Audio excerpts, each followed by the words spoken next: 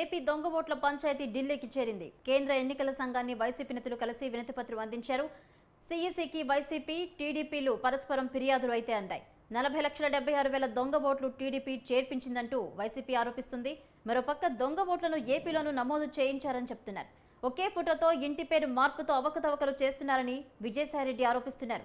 TDP నేతలు బీఎల్ఓలపైన దాడులకు దిగారని, దొంగ ఓట్లన్నీ టీడీపీ సానుభూతి పరులవే అంటూ వైసీపీ ఎంపీల బృందం ఆరోపిస్తోంది.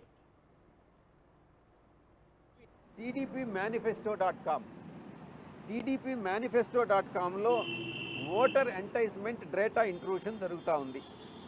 ఓటర్ ఎంటైస్మెంట్ ఎలా జరుగుతుంది అని అంటే, TDP engaged in enticement of individual voters through web application TDPmanifesto.com in violation of 123 of Representation of Peoples Act. అంటే ఇండియన్ పీనల్ కోడ్లో 170 సెక్షన్ 170 సెక్షన్ 171B 171C 417 419 అన్నిటినీ కూడా వైలేట్ చేస్తూ మోడల్ కోడ్ ఆఫ్ కండక్ట్కి వైలేషన్కి దారితీస్తుంది అన్నటువంటి అంశాన్ని మేము ఎలక్షన్ కమిషన్ దృష్టికి తీసుకురావడం జరిగింది.